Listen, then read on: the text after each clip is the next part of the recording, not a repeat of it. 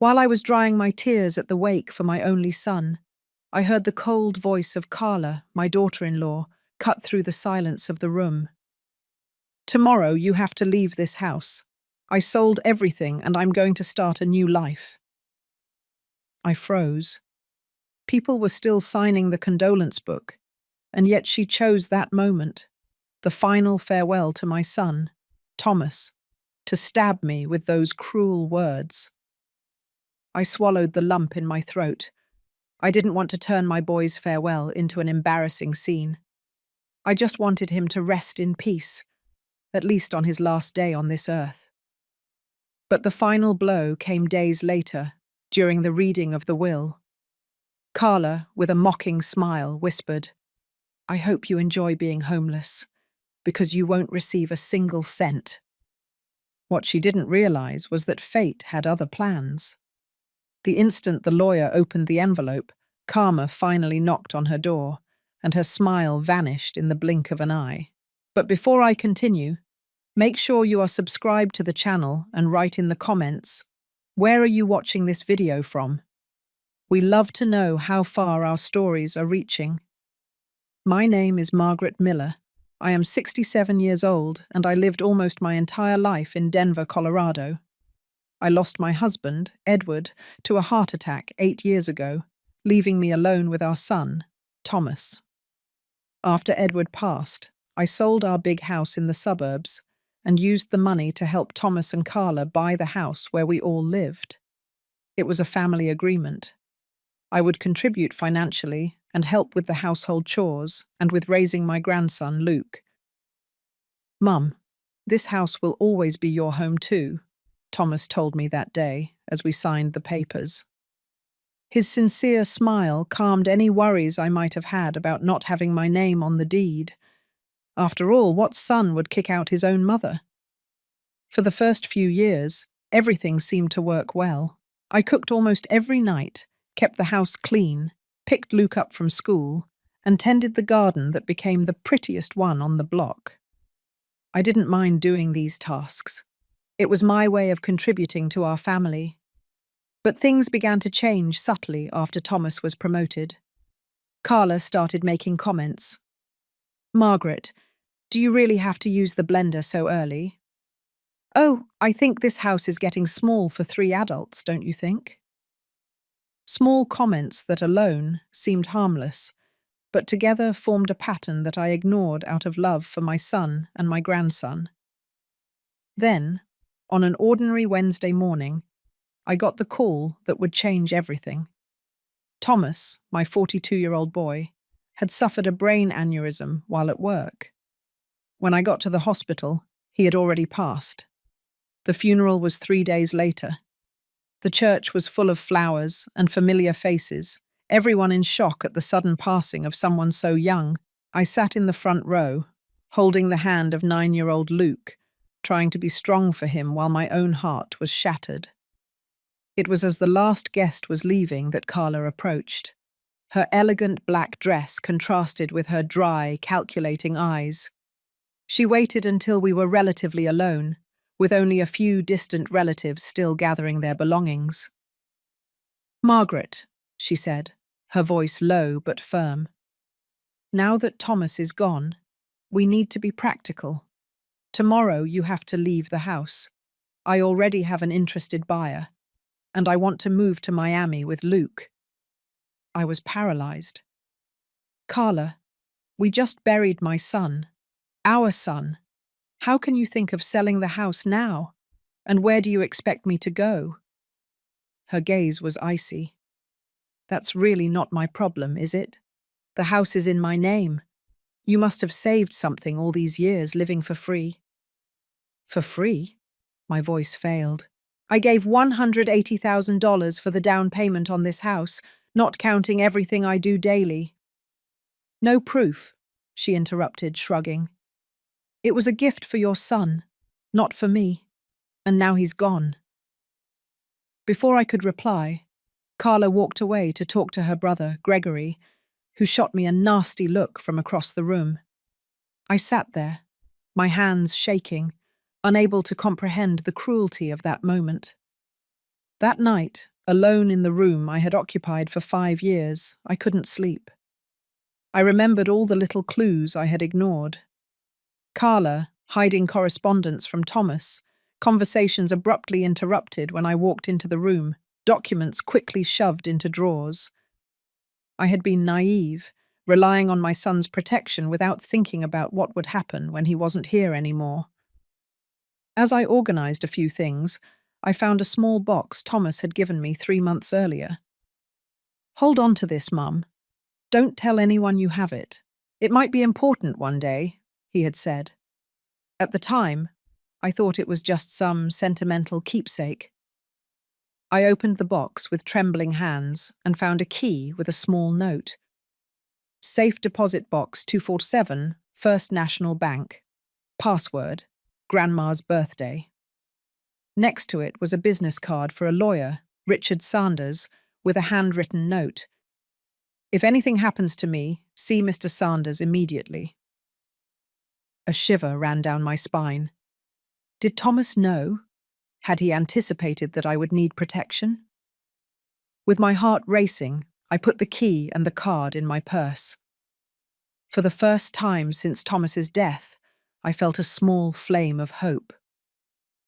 The next morning, Carla knocked on my bedroom door at 7:30 a.m. "I need you gone before noon," she announced coldly. "The real estate agent is coming to photograph the house at 1 p.m. "Carla, please," I pleaded. "I helped pay for this house. Where do you expect me to go so fast?" She sighed impatiently. "There are shelters for people your age, or maybe one of your friends can help. Frankly, Margaret, you should have prepared better for your old age instead of depending on my husband." "My son," I corrected, feeling a rage I rarely experienced. "And this house is partly mine too." "Prove it," she challenged me, an arrogant smile on her lips. "Is your name on any document? Any contract?" "No." "Then you have until noon." I didn't argue anymore. Instead, I began to pack my things, putting everything I could into 4 large suitcases and some boxes. Family photos, memories of Edward, gifts Thomas had given me over the years, everything I could carry. The rest, including furniture I had brought from my old house, would have to stay. As I packed, I heard Carla on the phone with someone, probably her brother.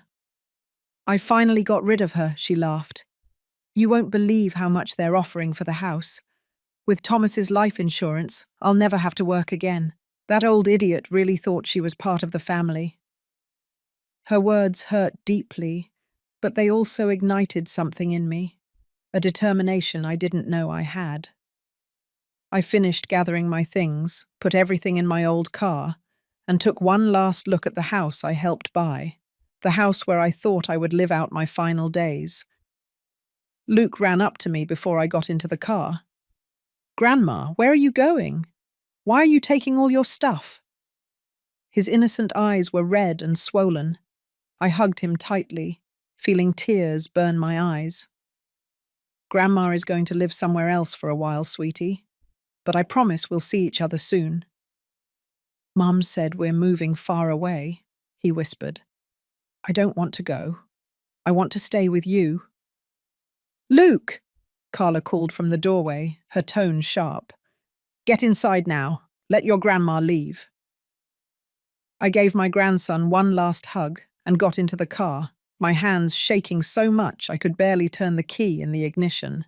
I had no idea where I was going, but I knew my first stop would be the First National Bank. I drove downtown on autopilot, my thoughts as chaotic as the traffic around me. The weight of Carla's betrayal was still fresh, but now there was something else. Curiosity about what Thomas had left in that bank-safe deposit box. The First National Bank occupied an imposing granite building with classic columns that seemed out of place among the modern architecture of Denver. I parked my car, loaded with everything that remained of my life, and walked in, feeling out of place with my face swollen from crying and my wrinkled clothes. "Good morning," I said to the receptionist, trying to sound more confident than I felt. I need to access a safe deposit box. After verifying my identity and the key, a security guard led me to the vault room. The cold, impersonal atmosphere of the place contrasted with the whirlwind of emotions inside me. My hands trembled as I inserted the key into box 247, turning it along with the password, my mother's birthday, as Thomas had indicated. The box opened with a metallic click.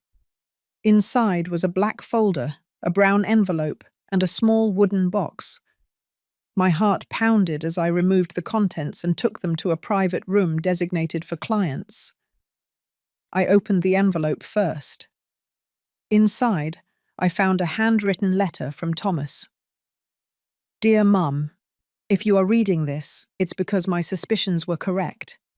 I know it sounds crazy, but in recent months I started to distrust Carla's intentions. I found conversations between her and Gregory, discussing plans to get rid of you and sell the house as soon as they could. I also discovered that she has been siphoning money from our joint account into a secret account. Mum, I am so sorry. I should have confronted Carla, but I wanted to have concrete proof first.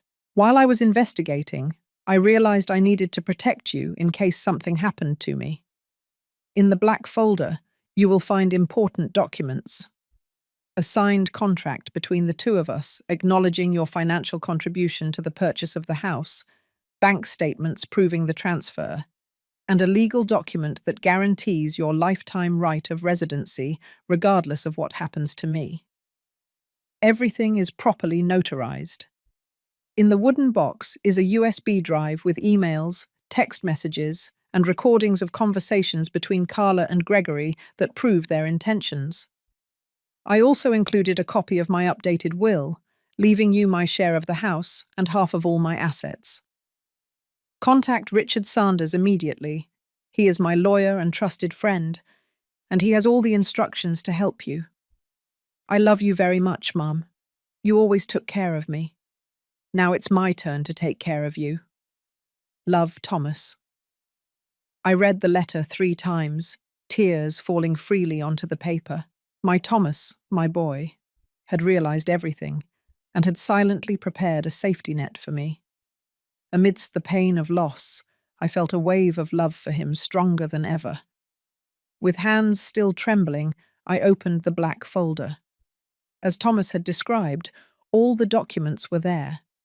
The contract detailing my financial contribution, bank receipts, and, most importantly, a legal document guaranteeing my right to live in the house for the rest of my life. All signed, dated, and notarized just 3 months ago.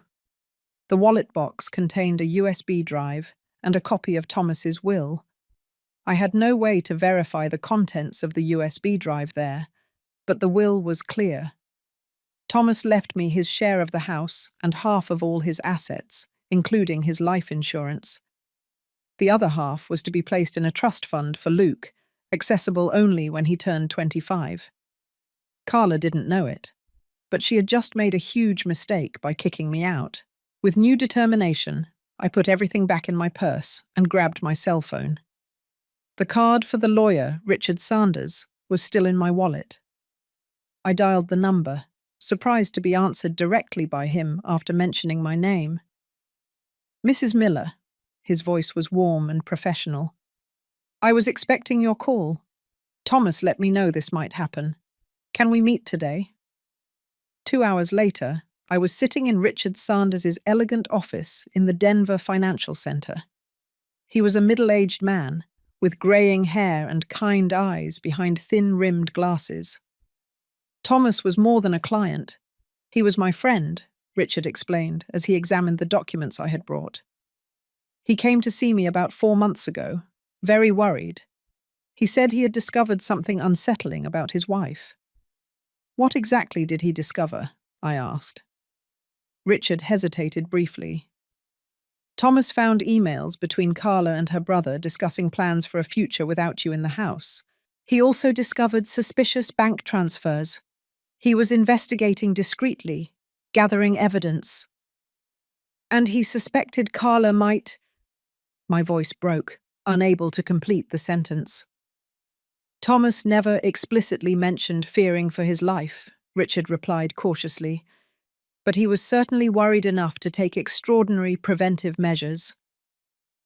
Richard connected the USB drive to his computer, and we spent the next hour reviewing its contents.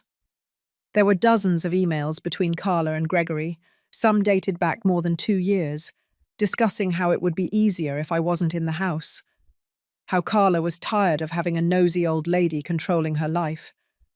But the most shocking were the recent messages.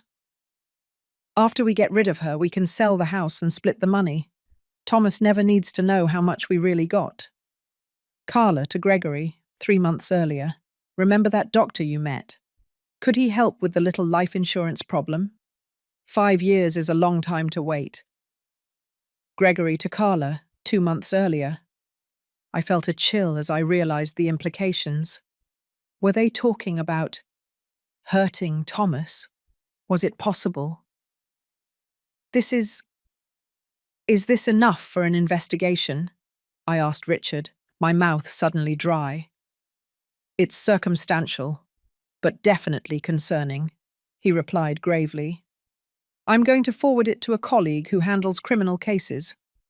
Meanwhile, we have a more immediate problem to solve: getting your house back. Richard typed quickly on his computer and printed several documents. This is a formal cease and desist warning I'll send to Carla today, informing her of your legal rights to the property and demanding immediate access. I also prepared an emergency restraining order request to prevent any sale of the house until the court can review the case. I signed where he indicated, feeling a strange mix of gratitude toward Thomas for protecting me and sadness for not being able to thank him. One last thing, Richard said, opening a drawer and taking out an envelope. Thomas left this for me, to give to you in case anything happened to him.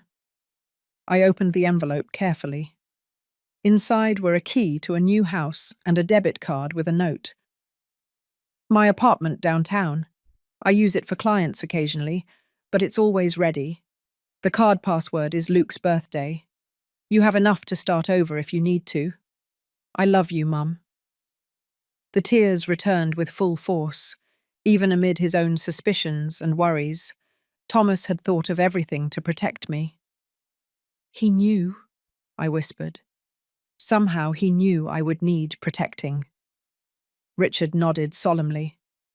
Thomas was an extraordinary man, and now we are going to honor his memory by ensuring his mother is protected, exactly as he wanted. Leaving Richard's office, I felt something I hadn't experienced since Thomas's death, a sense of purpose. Carla had completely underestimated me, seeing me only as a defenseless old woman she could discard when convenient. I drove to the address of Thomas's apartment downtown, an elegant building with security at the entrance. The doorman smiled upon seeing my name on the permanent authorized list and handed me a full set of keys. The apartment was small but sophisticated, with a view of the mountains in the distance. It was impeccably clean and stocked with basic groceries, another sign of Thomas's foresight. I collapsed onto the sofa, physically and emotionally exhausted. As the sun set over Denver, I picked up my phone and saw 3 missed calls from Carla. There was also a text message. You forgot some things. I'm donating them to charity tomorrow if you don't come get them. By the way, where are you? I need your new address for the insurance documents. I smiled bitterly. Carla wasn't worried about me. She wanted to know where I was to make sure she got the insurance money quickly. What she didn't know was that I now held all the cards. Instead of responding, I called Richard. I think it's time to call a meeting, I said, with a firmness in my voice that surprised me. I'd like to see the look on Carla's face when she discovers that her perfect plan has just fallen apart. 3 days passed since Carla kicked me out of the house I helped buy. 3 days in which I adjusted to Thomas's apartment downtown, a refuge he had predictably prepared. 3 days planning the moment I would reclaim not only my dignity, but also justice for my son. Richard Sanders organized everything meticulously. The meeting would be at his office at 10 a.m. Carla received a formal notification requesting her presence to discuss urgent matters regarding the estate of Thomas Miller. She didn't know I would be there, nor did she imagine what was about to happen. That morning, I dressed carefully, a conservative navy suit I had bought years ago for Thomas's wedding. I wanted to appear respectable, serene, and above all, in control.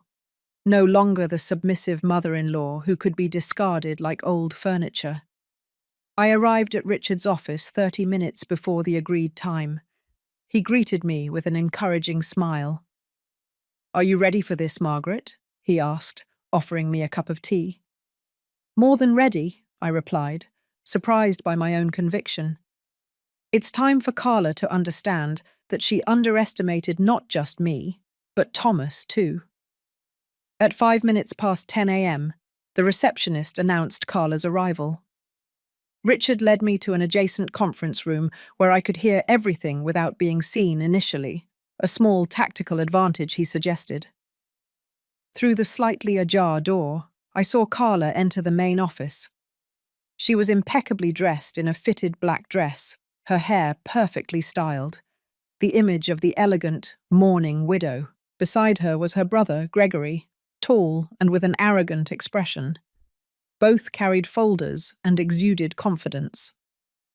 "Mr. Sanders," Carla extended her hand, her voice softly modulated in a tone of studied sadness. "Thank you for receiving us during such a difficult time. This is my brother, Gregory, who is helping me with Thomas's affairs." Richard nodded formally. "Mrs. Miller, Mr. Davis, thank you for coming. Please take a seat." Carla crossed her legs elegantly. "I must say your letter confused me a little. I thought all estate matters would be handled by Thomas's company lawyer." "Actually," Richard began, opening a folder, "I have been Thomas's personal attorney for more than 5 years. He entrusted me with several confidential matters, including his most recent will." Carla blinked, momentarily thrown. "Most recent will? I'm not aware of any will other than the one we made together when Luke was born. That is precisely the reason for this meeting," Richard continued, his voice professional. "Thomas made significant changes to his will approximately 3 months ago, with specific instructions to be implemented immediately after his passing." Gregory leaned forward, his tone aggressive. "What kind of changes? And why would Thomas do that without informing Carla?" Richard ignored the second question. "The changes primarily concern the distribution of assets and shared residency. But before we go into detail, there is someone Thomas wanted to participate in this discussion." That was my cue. I took a deep breath and walked into the room. Carla's face instantly transformed. Shock and then barely contained rage crossed her features before she managed to compose her mask of civility. "Margaret," she forced a tense smile, "what are you doing here?" "Mrs. Miller was specifically named in the new will," Richard explained before I could answer. "Her presence is not only appropriate, but necessary." I sat directly across the table, facing Carla and Gregory. Their discomfort was palpable. "Let's get straight to the point," Richard continued, placing documents on the table. "First, I would like to clarify the residency situation at 1542 Maple Street." Carla quickly interjected. "The house is exclusively in my name. It was a joint decision between Thomas and me to simplify legal issues." "Actually," Richard replied, sliding the first document across the table, "here you have a legally binding contract signed by Thomas and Margaret Miller, acknowledging Mrs. Miller's substantial contribution of $180,000 to the purchase of the property, with the express stipulation of a lifetime right of residency." Carla's face visibly paled. This can't be legal. I never saw this document before." "It is properly notarized, as you can see," Richard pointed out. And here are the bank statements confirming the transfer of the stated value from Mrs. Miller's account to the joint account used for the house's down payment.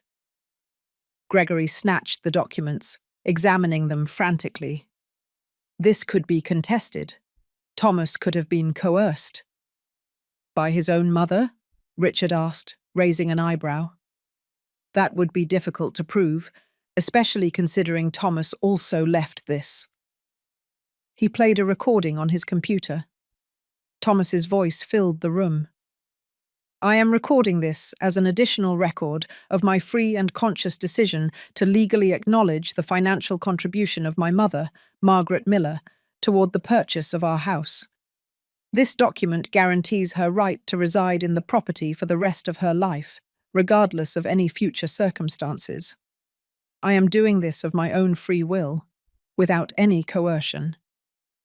Tears came to my eyes, hearing my son's voice, so clear and decisive, even though he was no longer here. Carla and Gregory exchanged alarmed looks. Their strategy was rapidly falling apart. There is more, Richard continued, relentless. Thomas's updated will clearly specifies the division of his assets.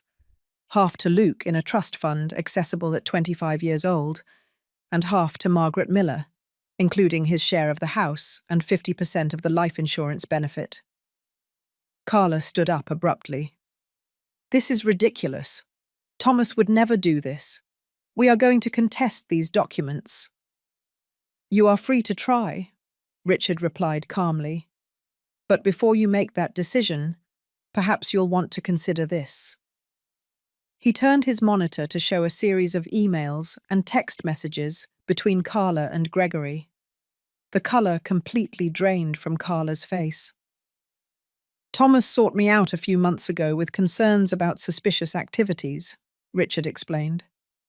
He had discovered quite disturbing communications and inexplicable financial transfers. As his lawyer, I suggested he gather evidence, which he did meticulously. Gregory tried to regain control. This is an invasion of privacy. Thomas had no right to access Carla's private communications. He actually had every right to investigate suspicious activity in joint accounts, Richard countered. And the content of these communications is concerning, to say the least. Discussions about getting rid of the old lady, selling the house without Thomas knowing the real value, and even some unsettling references to speeding up access to the life insurance. My stomach churned hearing this confirmed out loud. Part of me still refused to believe Carla could be involved in Thomas's death, but the evidence was becoming increasingly difficult to ignore. Carla looked ready to collapse.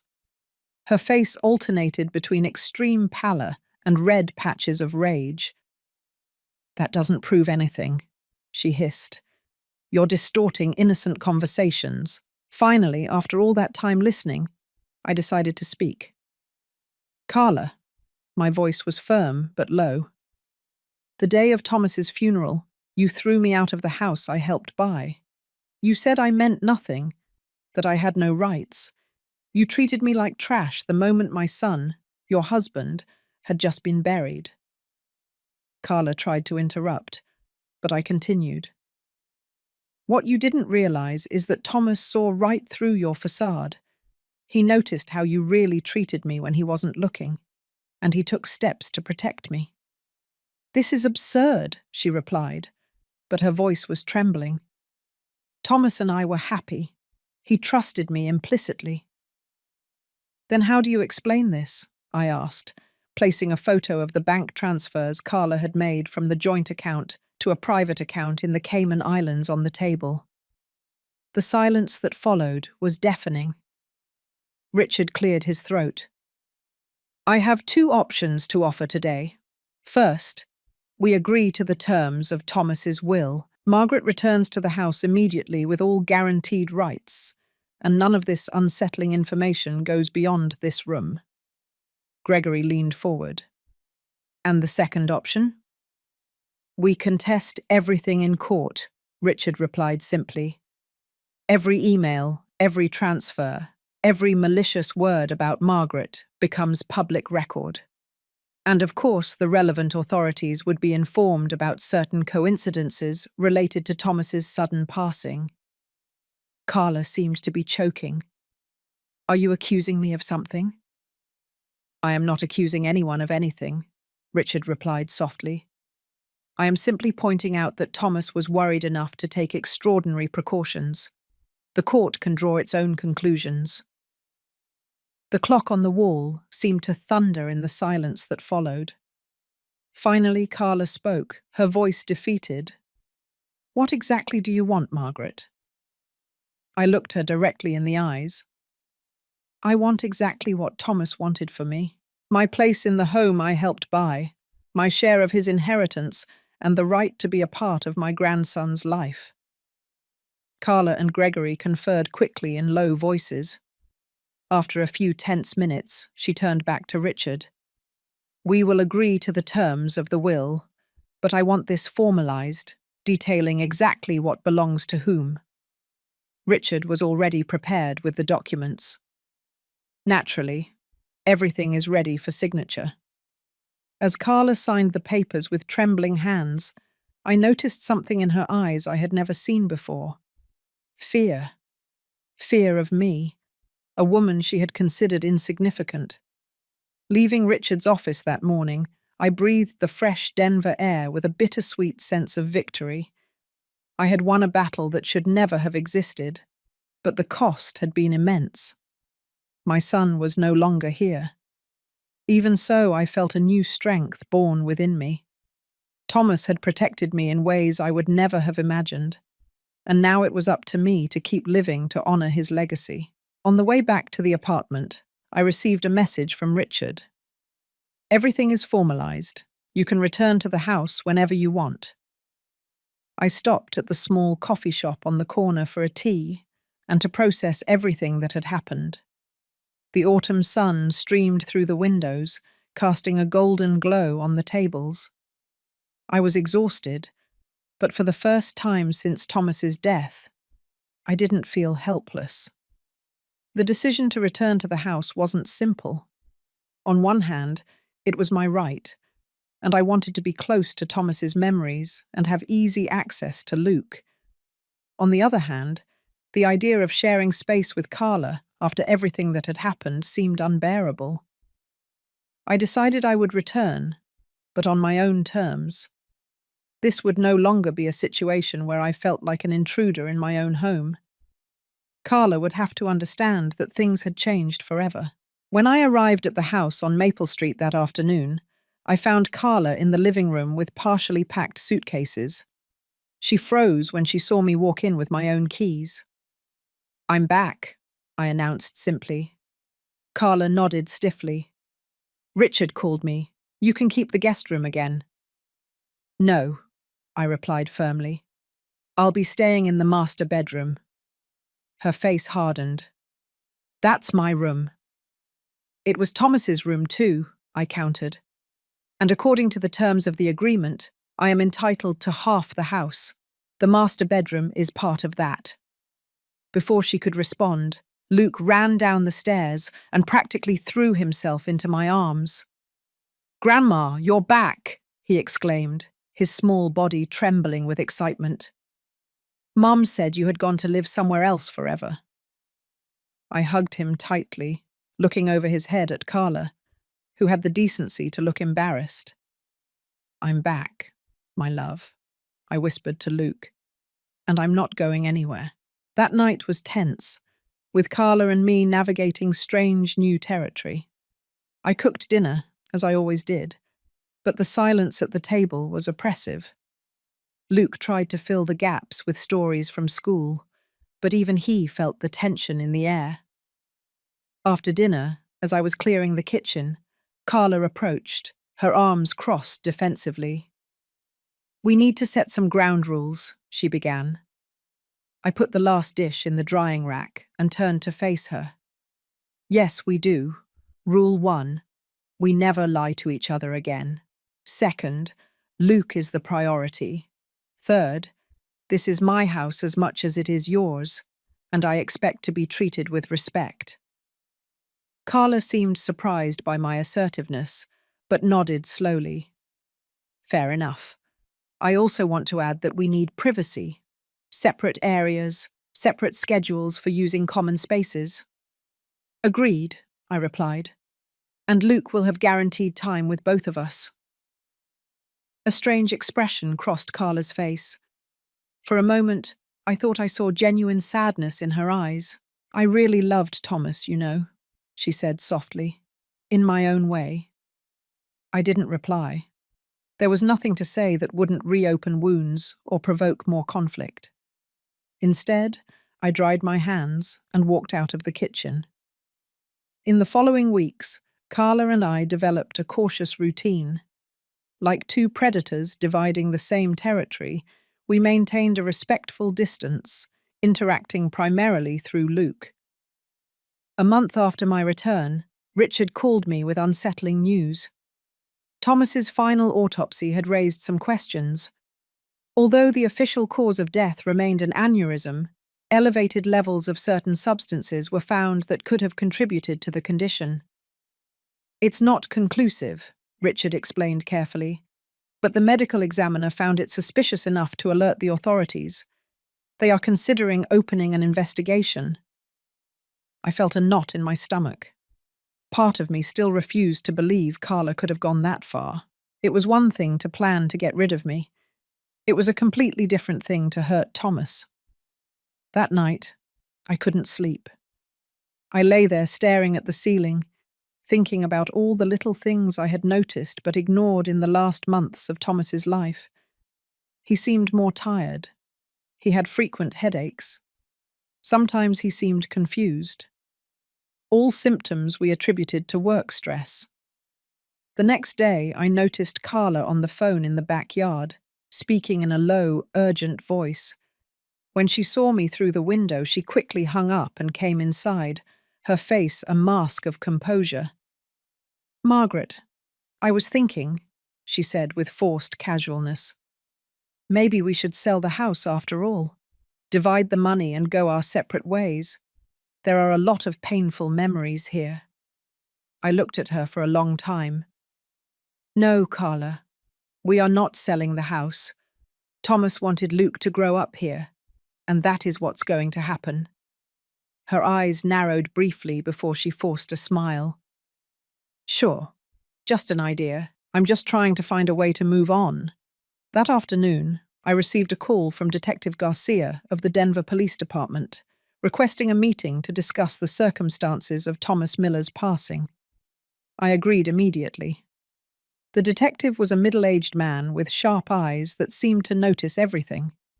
We met at a nearby coffee shop, away from the house and Carla. "Mrs. Miller, we are investigating some inconsistencies related to your son's death," he explained after introductions. "Did you notice any changes in his behavior or health in the months leading up to it?" I told him about the tiredness, the headaches, the moments of confusion. "And what about Mrs. Carla Miller? What was your relationship like?" I hesitated. Despite everything, accusing my daughter-in-law of murder was an extremely serious step. "On the surface, they seemed fine," I replied carefully. But Thomas had discovered some financial irregularities in the months before his death. He was investigating discreetly. The detective took notes. "We are aware of those transfers. We also discovered that Mrs. Carla Miller significantly increased Thomas's life insurance about 6 months ago, apparently without his knowledge." I felt a knot in my stomach. I hadn't known that. "We are also investigating a connection between her brother, Gregory Davis, and a doctor who recently lost his license for questionable practices," he continued. "This doctor may have supplied substances that, administered in small doses over time, could cause symptoms similar to those you described and eventually lead to an aneurysm." My world seemed to fall apart again. The possibility that Thomas had been slowly poisoned, right under my nose, was unbearable. "What happens now?" I asked, my voice barely a whisper. "We continue to investigate," the detective replied. "And I suggest you be extremely cautious at home, Mrs. Miller. Do not mention this conversation to Carla. 2 days later, while Carla was at work and Luke was at school, I did something I never imagined doing. I searched her desk at home, checking drawers and cabinets for, I didn't even know exactly what. At the back of a file drawer, I found a folder labeled Insurance T. Inside was Thomas's life insurance policy, altered 6 months earlier to $2 million, with Carla as the sole beneficiary. Next to it were detailed notes of deposits and withdrawals, and a name, Dr. Martin Robles. With trembling hands, I photographed all the documents with my cell phone and put everything back exactly as I found it. Then I sent the images to Detective Garcia and Richard. The response was almost immediate. An hour later, I received a call from the detective. Mrs. Miller, do not go home today. We will execute a search warrant at the residence this afternoon. We have reason to believe that Mrs. Carla Miller and Gregory Davis conspired to harm your son. I sat on a bench in a nearby park, too shocked to cry. My phone rang again. It was Luke's school. Mrs. Miller, Carla just picked Luke up early. She said there was a family emergency. My blood ran cold.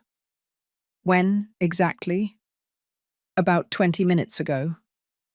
In a panic, I called Detective Garcia again. She picked Luke up from school. I think she knows we're investigating. What followed was a blur. A search warrant issued immediately. All exits from the city monitored, bank accounts frozen. The police found the house empty, but Carla's passport was still there, which meant she likely hadn't left the country. I spent the most agonizing night of my life, imagining where my grandson could be if he was safe. Carla had never shown cruelty toward Luke, but now I doubted everything I thought I knew about her. The next morning, at 23 minutes past 5 a.m., my phone rang. It was an unknown number. Grandma? The small, scared voice of Luke made my heart race. Luke, where are you? Are you okay? We're at a hotel. Mum is sleeping, but she's been crying. She said we had to run away, that bad people are trying to separate us. Luke, what hotel? Can you see the name? I heard the sound of a curtain opening. It's the Mountain View Lodge. It has a big mountain on the sign. Great, Luke. You're being very brave. The police are going to... What are you doing? Carla's voice sounded distant, then closer as she presumably took the phone from Luke. Margaret? You called the police, didn't you? You're trying to take my son away. Carla, I spoke as calmly as possible. Please bring Luke back. He needs stability, not running away. Just like you needed stability, she replied, her voice trembling. You ruined everything. Thomas and I were fine until you interfered, demanding to live with us, controlling our lives. Carla, Thomas is dead, I replied firmly, and the police are investigating how it happened. Do you really want Luke to be raised by someone who... Don't say that, she screamed. I loved Thomas. It was Gregory who... I never wanted Thomas to get hurt. Gregory said it was only to speed up his retirement, so we could have more time together. The substances weren't supposed to. He wasn't supposed to have... Her crying made the words incomprehensible. I seized the opportunity. Carla, listen. If what you're saying is true, that it was Gregory who planned everything, then come back. Tell the police your version. Don't make things worse by running away with Luke. There was a long silence, interrupted only by occasional sobs. It's too late, she finally replied, her voice defeated. They'll never believe me now. They will believe you if you return voluntarily, I insisted. Think about Luke. He needs stability, not a life on the run. While I spoke, I frantically signaled to Detective Garcia, who had arrived and was monitoring the call. He showed me a paper where he had written, "Keep talking, tactical team positioned." "Promise me you won't try to take Luke away from me," Carla pleaded, sounding suddenly very young and vulnerable. "I promise you that we will always do what is best for Luke," I replied, choosing my words carefully. "He needs his mother, but he also needs the truth and justice for his father." More silence. Then, "I'll come in. Not for the system. Not for you. For Luke." An hour later, I watched from a distance as Carla walked out of the hotel, holding Luke's hand. She looked smaller somehow, with slumped shoulders and a face marked by tears. Officers approached her carefully, while others led Luke to where I was waiting. He ran toward me, and I hugged him with all the strength I had without hurting him. "Grandma, is Mom in trouble?" he asked, his eyes wide and frightened. "The situation is complicated, my love," I replied honestly. "But we'll get through this together somehow." As I watched Carla being put into the police cruiser, I felt a confused mixture of emotions: rage, sorrow, grief, and, surprisingly, a small measure of relief. The truth, however painful, was finally coming to light. I hugged Luke tighter, feeling his small head on my shoulder. Thomas might be gone, but part of him lived on in this child, and I would do anything to protect him, just as Thomas had done for me. The weeks following Carla's arrest were a whirlwind of statements, court hearings, and difficult decisions. As Luke's grandmother, I became his temporary guardian while the legal process unfolded. At 9 years old, he was too young to fully comprehend what was happening, but old enough to know that his life would never be the same. The case quickly became a local media sensation. "The Denver Black Widow," they called Carla, as reporters crowded outside our house, hoping for any crumb of information. I kept Luke away from them and the news, preferring to explain the situation in my own words, in an age-appropriate manner. "Did Mom do something very bad?" he asked me one night as I tucked him in. His large eyes, so much like Thomas's, looked at me with a mixture of confusion and sadness. "Sometimes adults make very bad decisions," I replied carefully, "and then they have to face the consequences of those decisions. Your mother is talking to people who will decide what happens now." "But will she come back?" The question I feared. "I don't know, sweetie. It might be a long time until we know." The truth was, Carla had agreed to testify against her brother Gregory in exchange for a reduced sentence. According to her confession, Gregory had devised the plan to kill Thomas slowly with substances that would simulate a natural health problem. Carla admitted to knowing about the plan and doing nothing to stop it, but insisted she had never actively participated in administering the substances. That part had been Gregory's. Dr. Martin Robles, the doctor who supplied the substances, was also arrested and agreed to cooperate.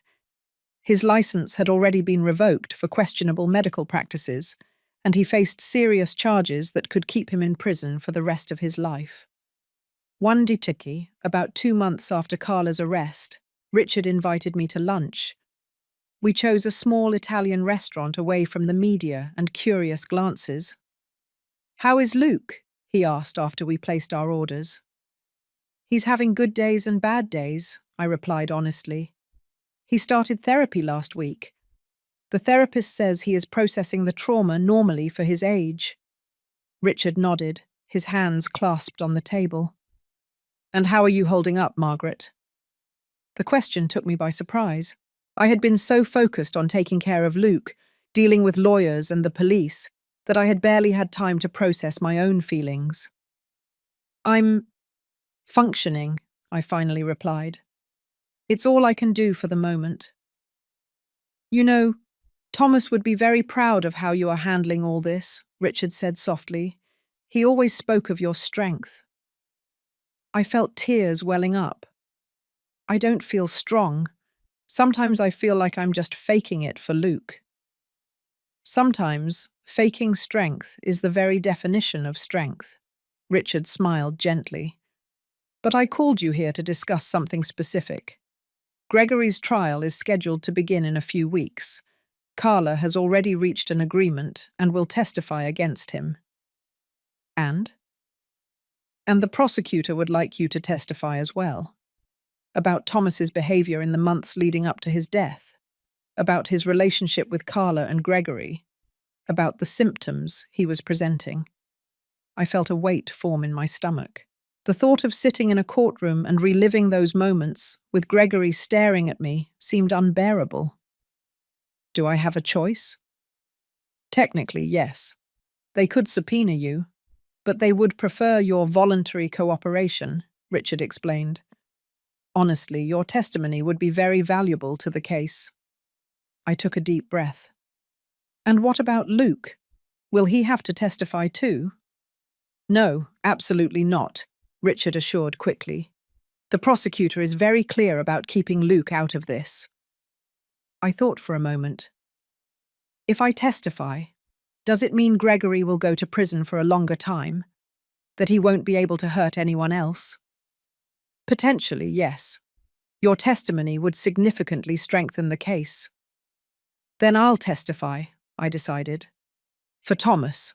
And for Luke. Gregory Davis's trial began on a cold morning in January. The courtroom was packed.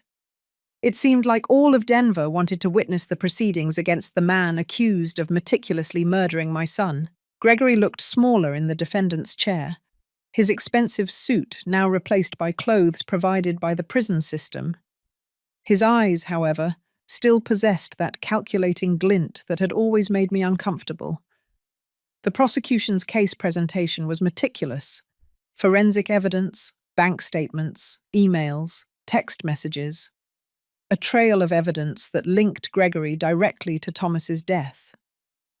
Dr. Robles testified about how Gregory had approached him, requesting something that would seem natural but be definitive, and how he had supplied a combination of substances that, over time, would cause deterioration of the cardiovascular system, eventually leading to an aneurysm or heart attack. Then came the moment I feared most, Carla's testimony. She entered the room escorted, looking like a ghostly version of herself. Her once impeccable hair was dull, her face without makeup, her eyes lifeless. As she passed the defendant's chair, Gregory looked at her with so much hatred that the security guards had to warn him. Carla was sworn in and sat down. Her voice was low, almost inaudible at times, as she described how Gregory had conceived the plan. Thomas was becoming increasingly suspicious of my spending, she explained. He started questioning transfers, monitoring accounts. Gregory said we could solve everything permanently, get the insurance money, sell the house, get rid of Margaret. He said it would be as if Thomas just got sick, naturally. And did you agree to this plan? The prosecutor asked. Carla hesitated. No, not explicitly, I didn't stop it. Gregory said he would take care of everything, that I just had to act normal. But did you know your husband was being poisoned?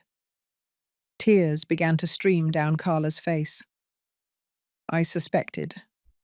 Thomas started having constant headaches, tiredness. I told Gregory we had to stop, but he said it was too late, that we had to see it through.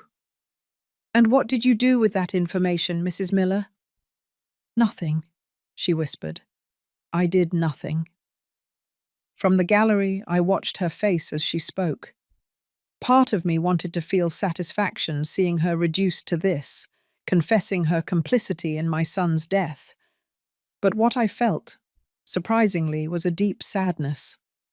What kind of void existed in Carla's soul that allowed her to witness her husband's slow suffering without intervening? When it was my turn to testify, I walked to the witness stand with trembling legs, but my head held high. I spoke about Thomas's last months, the headaches, the occasional confusion, the sleepless nights. I described how he had become more reserved, how he seemed worried about something he wasn't sharing with me. Thomas came to me about 3 months before his death, I told the court. He gave me a key and a lawyer's card. He told me to hold on to it and not tell anyone. And did you know what that key was? The prosecutor asked. Not at the time. Later, I discovered it was the key to a bank-safe deposit box that contained evidence he had gathered against Carla and Gregory, suspicious bank transfers, recorded conversations, emails. So your son suspected something was wrong? Thomas was always observant. I think he started noticing patterns, inconsistencies. He was investigating discreetly. When the defense attorney began his cross-examination, he tried to paint me as a resentful mother-in-law, inventing stories to get revenge on Carla. Mrs. Miller, isn't it true that you never liked Carla? That you resented her marriage to your son? I looked him directly in the eyes. I wanted to like Carla. I tried for years. But no, I didn't resent her marrying Thomas. I resented the way she treated me when Thomas wasn't looking. How she tried to isolate me from him. How she made me feel like a burden in my own family. And isn't it convenient that you now have custody of Luke and control over all of Thomas's assets? Wasn't that what you wanted all along? I felt the rage rising, but I kept my composure. What I wanted was my son alive. What I wanted was to see my grandson grow up with his father. What I have now is a traumatized child who lost his father and, for all practical purposes, lost his mother too. There is nothing convenient about that, sir. The trial lasted 3 weeks. In the end, the jury took only 4 hours to reach a verdict. Gregory Davis was found guilty of first-degree murder and sentenced to life in prison without the possibility of parole. Carla, due to her cooperation agreement, received a sentence of 15 to 20 years for complicity in homicide. With good behavior, she could be eligible for parole in 10 years. When the judge pronounced the sentences, I didn't feel the relief or satisfaction I expected. Justice had been served, yes, but Thomas was still dead. Luke was still without parents, and I still had to pick up the pieces of our shattered family. Outside the courthouse, a reporter shoved a microphone toward me. Mrs. Miller, how do you feel now that justice has been served for your son? I looked at the camera, thinking of thousands of people watching, expecting tears or satisfied revenge. There is no true justice for murder, I replied simply. Only consequences. Thomas won't come back, no matter how long Gregory Davis spends in prison. My focus now is my grandson, ensuring he grows up knowing how much his father loved him and trying to build some form of normalcy in our lives. I walked away from the cameras, exhausted to the bone. In the car, I looked at the grey winter sky and let the tears finally come, not for the verdict, but for the long road still ahead of us, Luke and me. That night, after tucking Luke in, I sat in the kitchen with a cup of tea and my favourite picture of Thomas. He was smiling broadly on his college graduation day, young and full of promise. "We did it, son," I whispered to the photo. "Not how you planned. Certainly not how I would ever have imagined. But we did it. Now I'm going to take care of your boy, and I swear he will grow up knowing what kind of man his father was." The house was silent, except for the ticking of the clock and the occasional creak of the old beams. Our house, mine and Luke's now, a new beginning, built on the ashes of a tragedy. As I looked around the kitchen where I cooked thousands of meals, to the living room where Thomas played as a child and later settled in to watch games with Luke, I realized that this house held more good memories than bad. And maybe, with time and effort, we could create even more. For the first time in many months, I allowed myself to feel a small seed of hope. Not for the life we lost, that was irrevocably destroyed, but for the life we could still build, Luke and I together. Spring came to Denver with an explosion of color after the long grey winter. Tulips and daffodils emerged in the front garden, planted by Thomas years earlier. Luke and I took on the task of renovating the backyard, transforming it into a space where he could play while I watched from the porch. The 6 months since the end of the trial had been a period of adjustment and slow healing.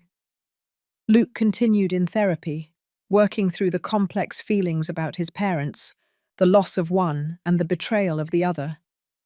As his permanent legal guardian, I now had complete responsibility for his education, health, and emotional well-being. It wasn't an easy task at 68 years old, but I discovered resources within myself that I didn't know I possessed. I learned to play video games with him, to help with school science projects, to navigate the complicated social world of a fourth grader. The nights were the hardest for him. Frequent nightmares made him wake up crying, calling for his father.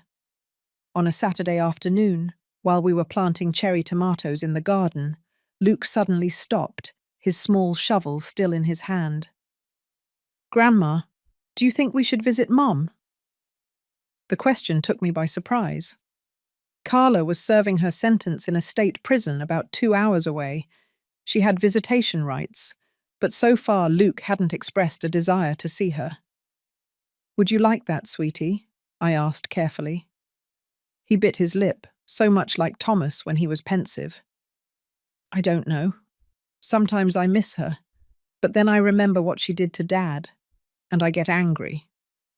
I put my dirt-covered hand over his. "Those feelings are completely normal, Luke. You can miss her and still be angry about what happened. Both can be true at the same time. Do you visit her?" I shook my head. "No, I don't visit her." "Do you hate her?" That was an even harder question. I took a moment to truly think about it before answering. "I don't hate Carla," I finally replied. "Hatred takes a lot of energy that I prefer to dedicate to you and your father's positive memory. I am furious about the choices she made, deeply hurt by what she allowed to happen to Thomas. But hatred? No. I mainly feel sadness for everything that was lost." Luke nodded, absorbing that. "If I want to visit her someday, would you take me?" "Of course I would," I promised. "When you're ready, if you want to, I'll take you. That is a decision you can make when you feel the time is right." Luke returned to stirring the soil, planting a small tomato plant. We worked in silence for a few minutes, the sun warm on our backs, the rich smell of wet earth around us. "Grandma," he said finally, "thank you for not forcing me to choose." I felt a lump form in my throat. This 9-year-old child understood emotional nuances that many adults never would master. "I will never force you to choose," I replied. "You can love your father, miss your mother, and still live happily with me. All those feelings can exist at the same time." In the evening, after Luke was asleep, I sat on the back porch with a cup of chamomile tea. The spring sky was dotted with stars, and the air carried the perfume of newly opened flowers. I thought about the conversation with Luke and how, slowly, we were building a new normal. The next day, I received an unexpected phone call. It was Karen, the social worker assigned to follow our case. "Mrs. Miller, I would like to schedule a visit for this week. There is something we need to discuss personally." Her tone alarmed me. "Any problem with Luke's guardianship?" No, she hurried to say. "The guardianship is perfectly secure. It's another matter related to Carla." 2 afternoons later, Karen was sitting in my living room, a thick folder on the coffee table between us. Luke was at a friend's house for a school project, so we had privacy. "Margaret," Karen began, her tone professional but kind, "Carla has submitted a formal request for supervised visits with Luke." I felt my stomach sink. "Does she have that right?" "Legally, yes. As a mother, even incarcerated, she maintains certain parental rights, unless they are specifically revoked by the court, which did not happen in her case. I took a deep breath. What exactly does that mean? It means the court is considering allowing supervised monthly visits in the prison. Luke would be accompanied by a court-appointed professional, not necessarily you. The idea of Luke visiting that somber environment, facing guards, metal detectors, and the oppressive atmosphere of the prison was profoundly uncomfortable for me. What is your professional opinion on this, Karen? Would it be good for Luke? She hesitated, clearly choosing her words carefully. Research shows that maintaining some contact with incarcerated parents generally benefits children in the long run, as long as the relationship hasn't been abusive. Carla was never physically abusive with Luke, as far as we know, but she did allow his father to be poisoned, I pointed out, unable to contain the bitterness in my voice. Yes, and that's why the visits would be supervised and conditional, Karen explained. A psychologist would evaluate how Luke reacts after each visit. I closed my eyes for a moment. And what if Luke doesn't want to go? Then he won't be forced, Karen assured.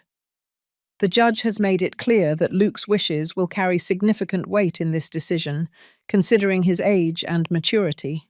After Karen left, I sat alone for a long time, trying to process this new complication in our lives. On one hand, I wanted to protect Luke from any contact with the person who had conspired in his father's death. On the other, I knew that completely preventing that contact could create future resentment.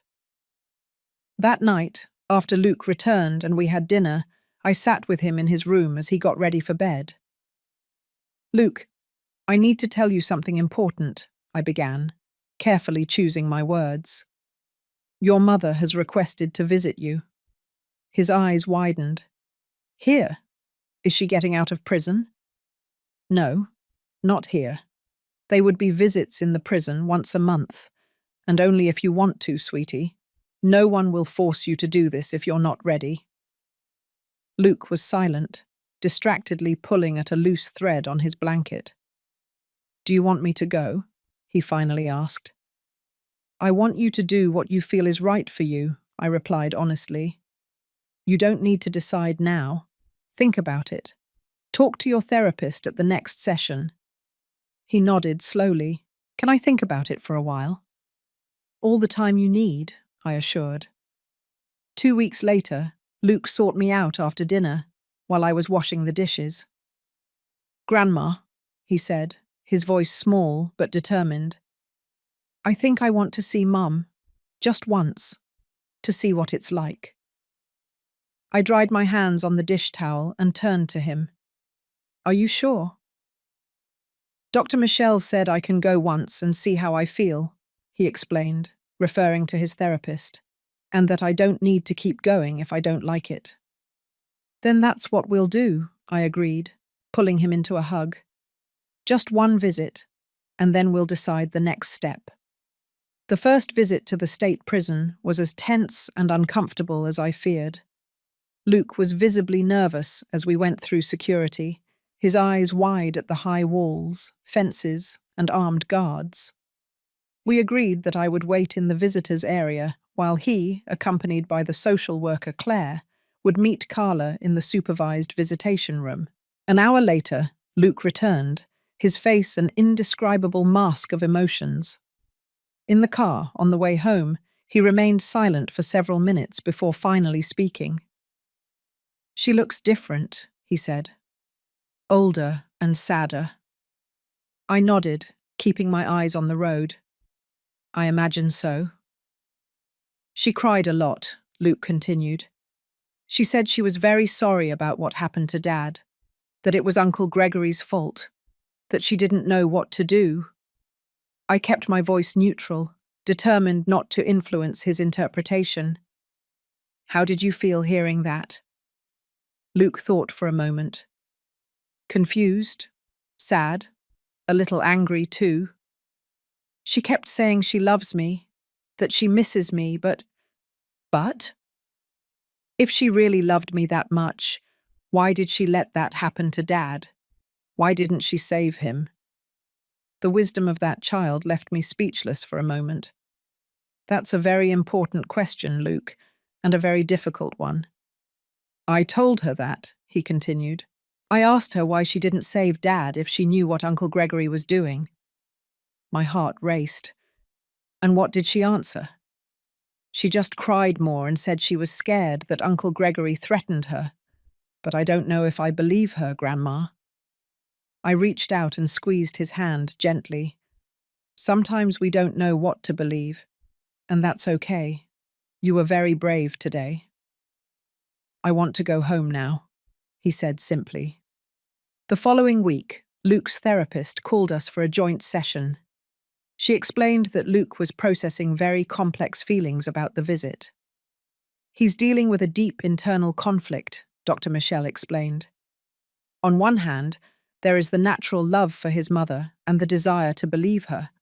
On the other, there is the growing understanding of the severity of what happened and the feeling of betrayal. What can we do to help him? I asked. Keep doing exactly what you've been doing, Margaret. Offer a safe space to express all those feelings without judgment, without pressure to choose sides, and respect any decision he makes about future visits. Luke decided not to visit Carla again in the following months. Instead, they began exchanging letters, a form of communication that gave Luke time to process his emotions and respond when he felt ready. I read all of Carla's letters before giving them to him to ensure the content was appropriate, but I never censored anything or read the responses he sent. Summer arrived with long, hot days. Luke joined a little league baseball team, and I spent my evenings watching his games, applauding every hit, offering comfort after every loss. Our social circle naturally expanded. Parents of other players, neighbours, members of the support group for grandmothers raising grandchildren, which I had started attending. At one of those support group meetings, I met Hector, a 70-year-old widower who was raising his 12-year-old granddaughter, Olivia, after losing his daughter to cancer. Something about his quiet, gentle manner immediately drew me in. "It's a tough road, isn't it?" he commented one day as we had coffee after the meeting. "Our bodies aging while we run after kids with endless energy." I laughed, acknowledging the truth in his words. Sometimes I feel like I've gone back 40 years. Baseball games, science projects, arguments about which superhero movie is the best. But you wouldn't change it for anything, would you? Hector smiled, his blue eyes twinkling with understanding. "For nothing," I agreed. Over the weeks, Hector and I began seeing each other regularly. Sometimes with the children, Olivia and Luke got along surprisingly well, and sometimes just the two of us, for coffee or a walk in the park. It was a comfortable friendship, without pressure or expectations, just the pleasant company of someone who truly understood my situation. On a particularly hot August afternoon, we were all at the park, Luke and Olivia running on the grass, Hector and I sitting in the shade of an ancient oak. "I was thinking," Hector said suddenly, "the Denver Zoo has a special nighttime exhibit next Friday. The kids would love it. Maybe we could all go together." I turned to look at him, noticing the slight nervousness in his voice. "That would be great. Luke has been talking about that exhibit for weeks." Hector smiled, looking relieved. "Great. Is that a date, then?" I felt a blush rise up my neck, something I hadn't experienced in decades. "A date?" "Well, yes." Hector cleared his throat, suddenly shy. "A family date with the kids, but still, I thought we could call it that." I laughed, surprised by how natural it felt. "A date would be lovely, Hector." That night, I sat on the edge of Luke's bed after turning off the lights, our nightly ritual. "Luke, how would you feel if we went to the zoo on Friday with Hector and Olivia?" "That would be awesome," he exclaimed. Then he paused, a shrewd expression crossing his face. "Grandma, do you like Mr. Hector?" Like? It was my turn to be speechless, caught off guard by his perception. I, well, yes, I think I like him. He's a good friend.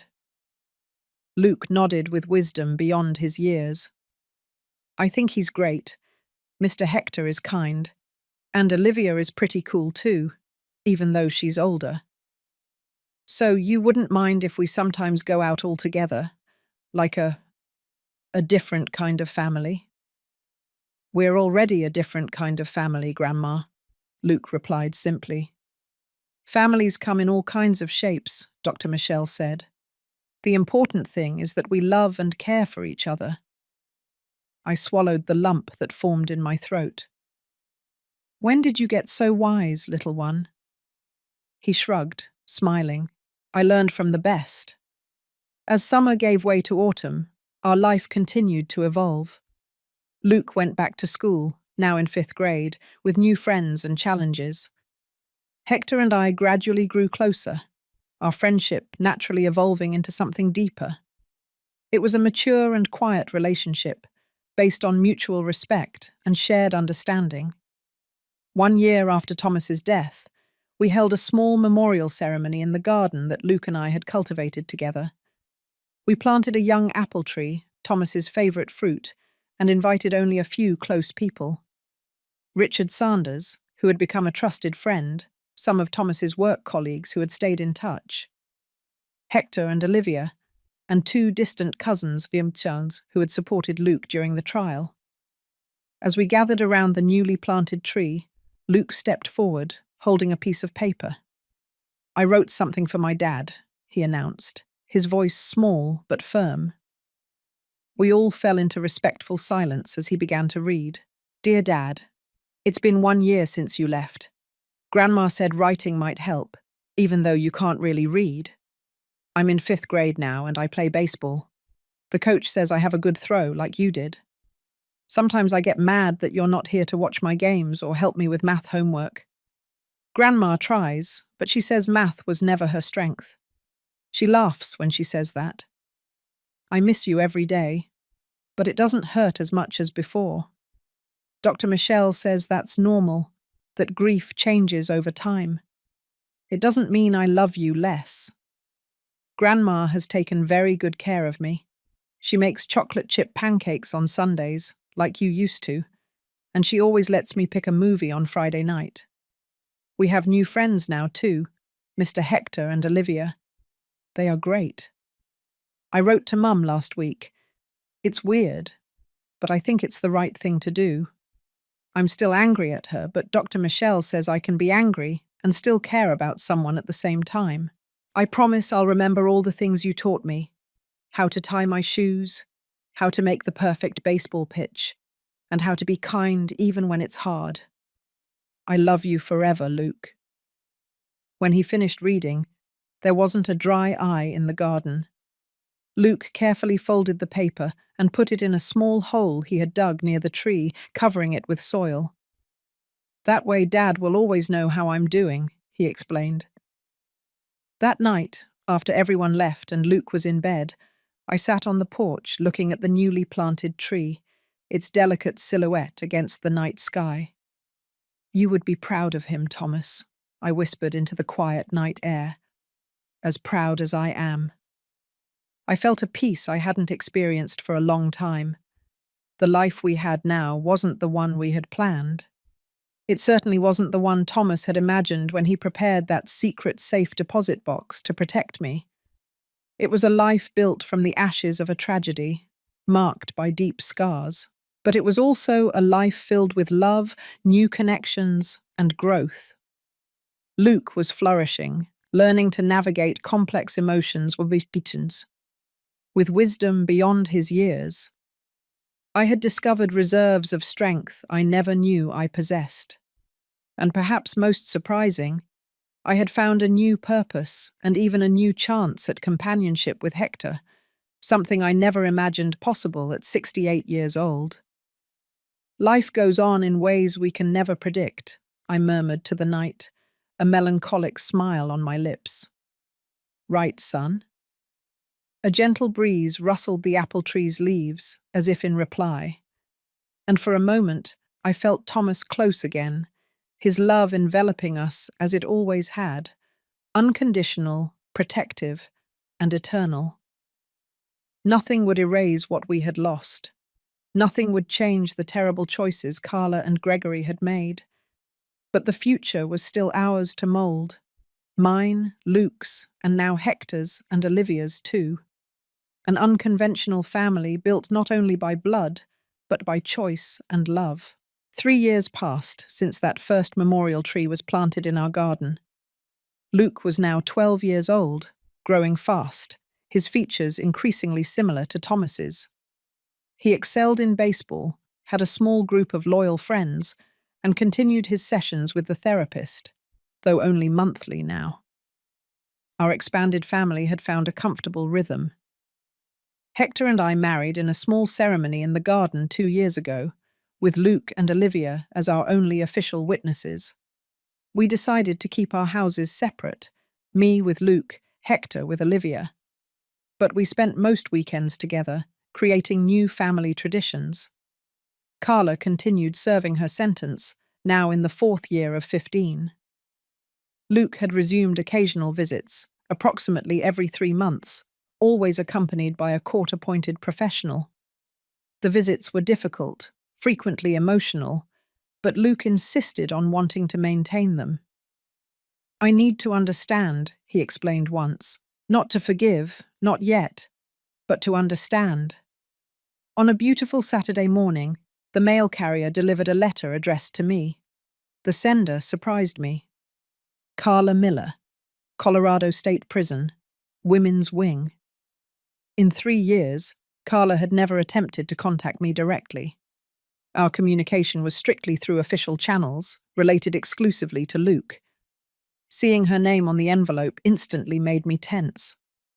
Hector was with me when I opened the letter. His presence was comforting by my side. Margaret. I write this letter after a lot of reflection and several discarded attempts. There are no adequate words for what I need to say, but I will try anyway. First, I never asked for your forgiveness because I know I don't deserve it. What happened to Thomas, what I allowed to happen, is unforgivable. I live with that knowledge every day, every moment. But today, I am not writing about forgiveness. I am writing to thank you. I thank you for giving Luke stability and love when I destroyed his world. I thank you for allowing him to visit me, for never speaking ill of me to him. I know from our conversations, for letting him form his own opinions, even when it would be easier for you to teach him to hate me.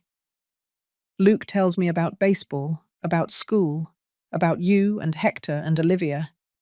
He talks about Thomas's tree in the garden, about how you add a new plant every year. He seems balanced, happy within the realm of possibility, and that is entirely thanks to you. I am also writing to tell you that I have stopped fighting for a reduction of my sentence. I refused the last parole hearing. I will serve the full 15 years. It is the least I can do. Finally, I want you to know that when I get out of here, I will not interfere with the life you have built.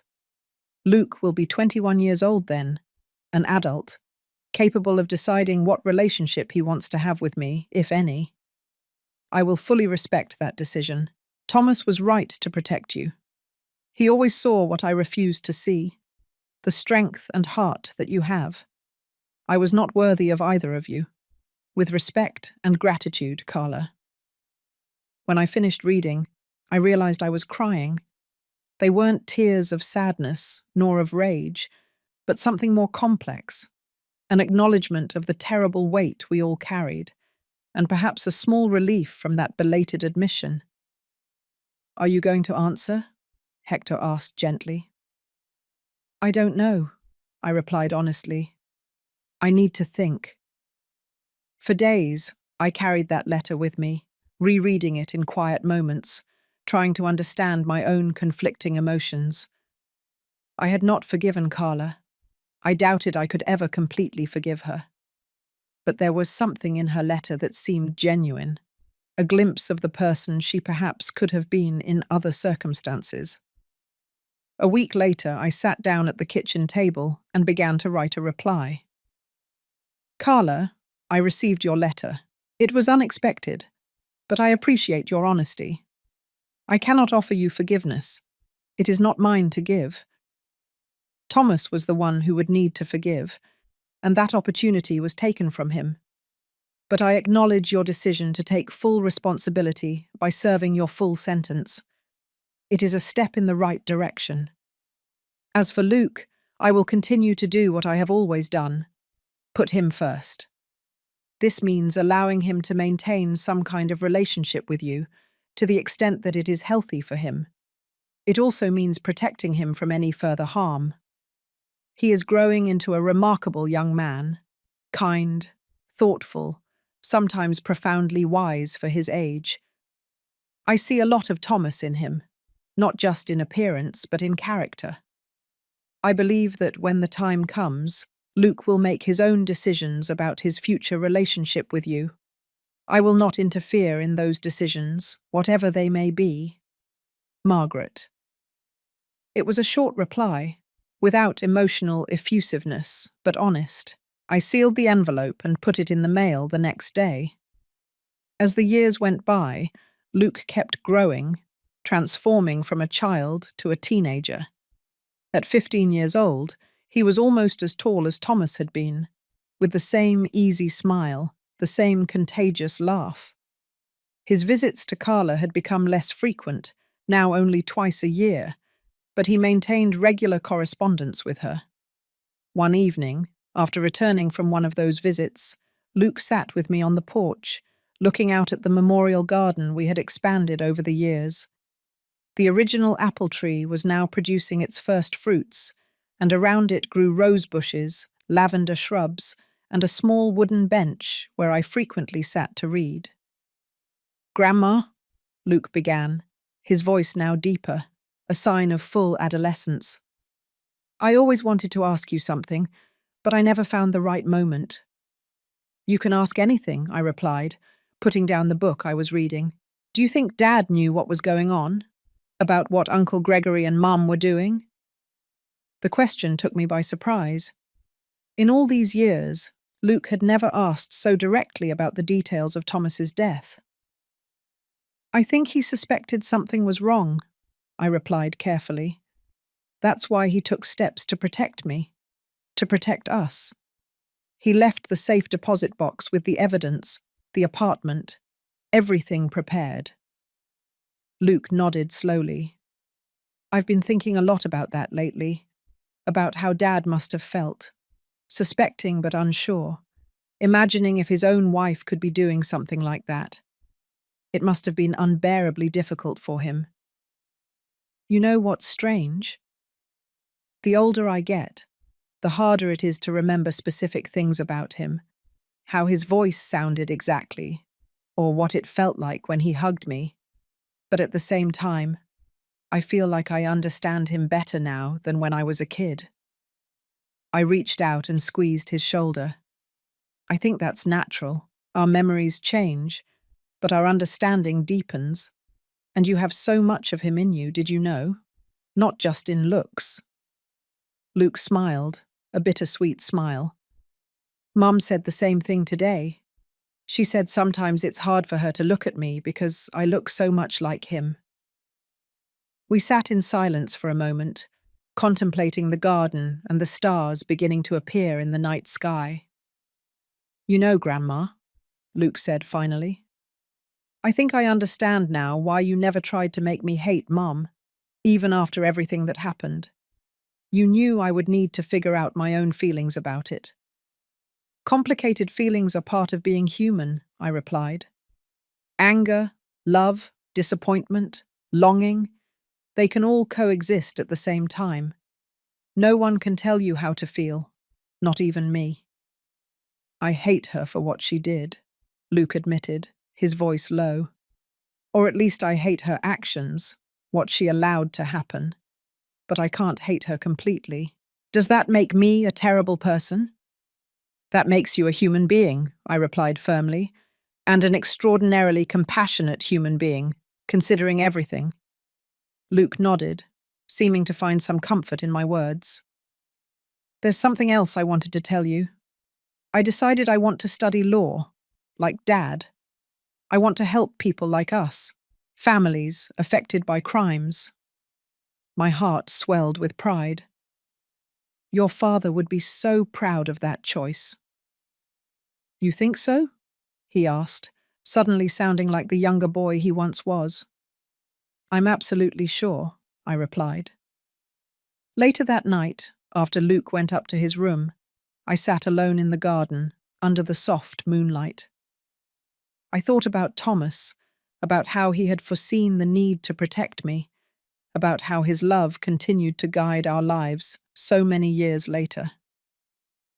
Look at the man your son is becoming, I whispered to the night wind. Look at how he transforms pain into purpose, how he finds his way through the darkness. You prepared him well for this, even in the short time you had with him. Somewhere, I imagined Thomas smiling, that gentle smile that Luke had inherited. Not because I thought he could truly hear me, but because keeping his memory alive in that way gave me strength. At 74 years old, I had lived through more than I ever imagined. I lost a husband, then a son. I faced unimaginable betrayals and deep sorrows. But I also found new beginnings, an unexpected love with Hector, an expanded family with Olivia, and the incomparable joy of watching Luke grow and thrive against all odds. Life rarely follows the path we plan. Sometimes it leads us down dark and winding roads, through storms that seem endless. But even in the darkest circumstances, even when we lose those we love most, there is always the possibility of finding light again if we have the courage to keep walking. Thomas taught me that with his last act of love, that silver key and the carefully gathered evidence, he knew I would find a strength I didn't even suspect I possessed. He knew that even when all seemed lost, there was still a way forward. And he was right. Now, if you liked this story, click subscribe and tell me in the comments, what part left you speechless? Oh, and don't forget to become a member to get access to exclusive videos that I don't post here. I'll see you there.